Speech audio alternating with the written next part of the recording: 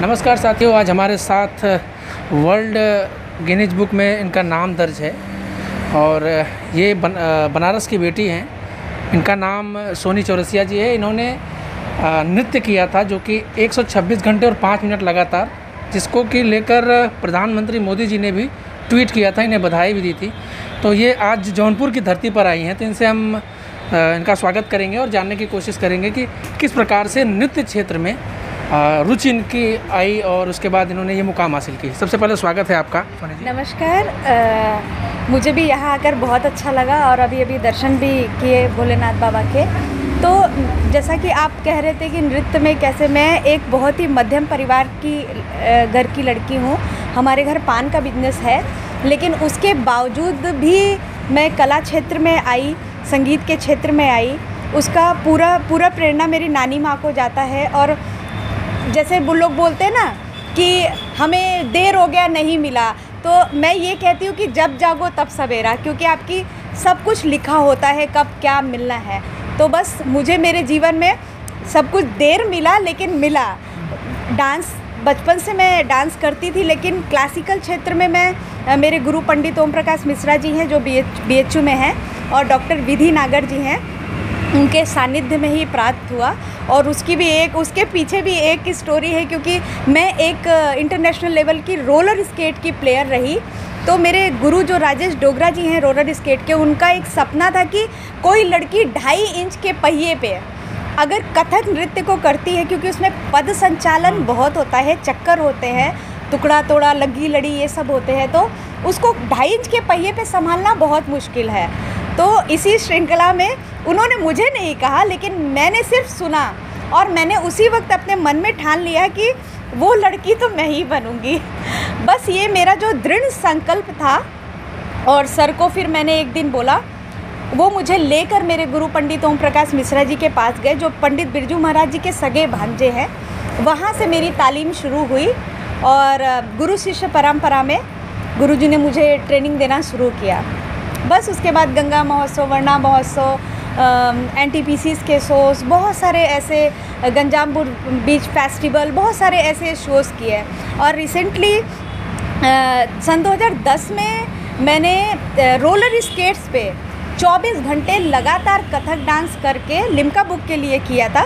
तब भी मेरा टारगेट गिनीज था, और बाद में फिर हम लोगों ने गिनीज के लिए किया, जिसमें कि मेरा 2 बार में हुआ। ये मैंने 87 घंटे मुझे कुछ ऐसा मेडिकल प्रॉब्लम हुआ, जो कि मेडिकल प्रॉब्लम भी नहीं बोलूँगी, वो एक मिस्टेक थी छोटी सी।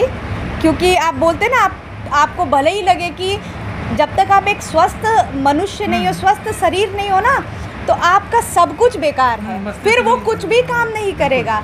तो कहीं कोई त्रुटि रह गई थी, जिसके वजह से 87 घंटा ऑलमोस्ट मैं तीसरे दिन पार करके चौथे दिन में आ चुकी थी।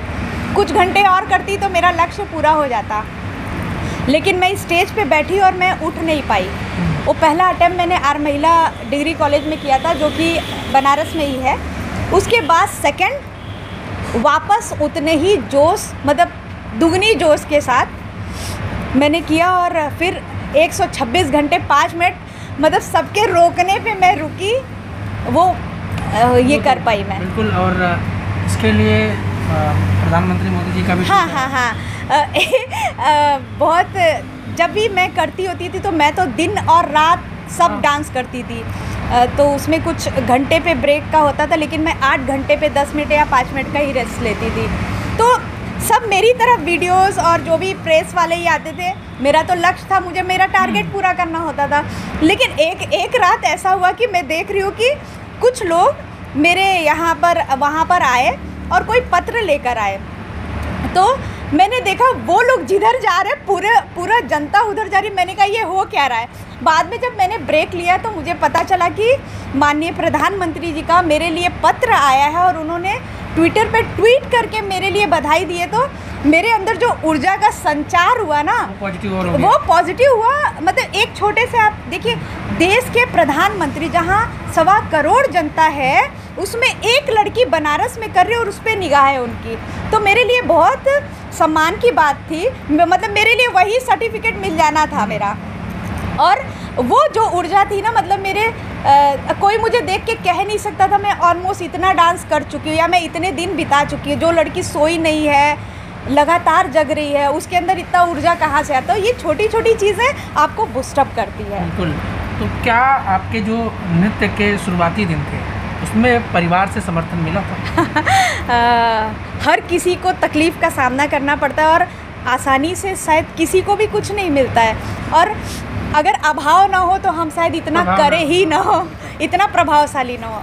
तो मैं, जैसा कि मैंने कहा कि मैं एक पान वाले घर की बेटी हूँ। मेरे हम लोग बहुत मध्यम वर्ग से है और किसी तरह का ऐसा माहौल नहीं है संगीत का। और तो मैं काफ़ी टाइम तक छुप के किया करती थी।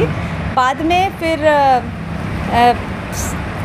में धीरे धीरे फैमिली को लगा अब तो ये जिद वाली बात है। मैं फिर अपने सपने को पूरा करने के लिए जब मैंने लिम्का बुक कर लिया था तो फिर वहाँ से फिर मैं 5 साल मैंने नौकरी किया विद्या देवी जिंदल स्कूल हिसार में। वो एक ड्रीम लेके गई थी कि मैं लगातार, मुझे करना है तो पैसे भी चाहिए और फैमिली से कोई सपोर्ट नहीं था।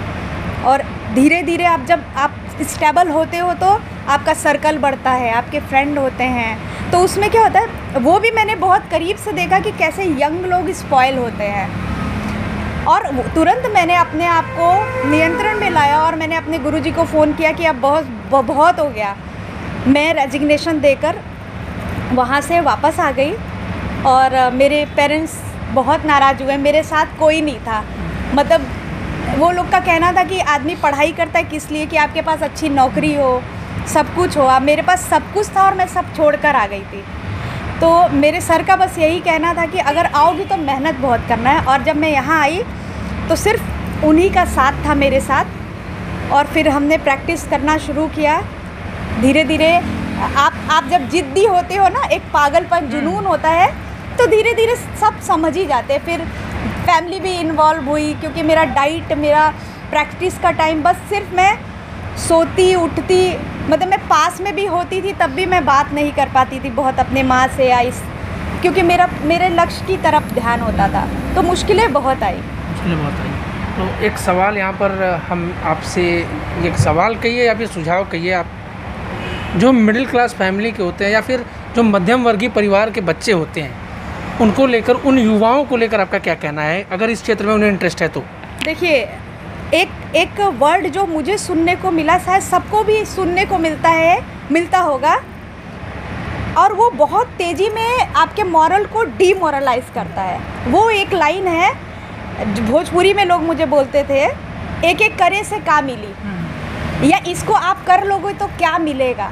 लेकिन लोग यही नहीं समझ पाते हैं कि अगर आप पहले से ही, अगर आप ये सोच के करोगे तो शायद वो चीज़ ना मिले, और मिले भी तो शायद उतनी खुशी ना हो या उसको वो पाने की चाह न रहे। लेकिन मुझे ऐसा लगता है कि निस्वार्थ भावना से जो भी काम किया जाए ना, वो आपको सफलता की तरफ ज़रूर ले जाएगी। और जैसे मध्यम वर्गीय लोगों के लिए तो ऐसा कुछ भी, पहले से हम सिल्वर स्पून में नहीं पैदा होते हैं, हम सेल्फ मेड है, इसलिए उस तकलीफ़ को, उस दर्द को और उस संघर्ष को सबसे गुजरे। तो इसलिए मैं ये ज़रूर कहूँगी कि save your spark in your eyes. अपने जो आपके सपने हैं ना, उसको आप हमेशा बना के एक बार प्रयास तो करें ना। अगर हम करेंगे नहीं तो वो जो कसक है ना, ताउम्र हमारे पास रह जाएगी। और लोगों की बात न सुने, अपने टारगेट पे ध्यान दें। हुआ तो भी आप उसके जिम्मेदार रहें, नहीं हुआ तो भी आप जिम्मेदार हैं। आप जौनपुर की धरती पर आई, कैसा लगा यहाँ? अभी तो बहुत ही अद्भुत फील हो रहा है। अभी दर्शन किया और इतने अच्छे लोग मिले, मुझे ऐसा लग रहा है मैं अपने परिवार में ही आई हूँ। तो बहुत बहुत गौरवान्वित महसूस कर रही हूँ।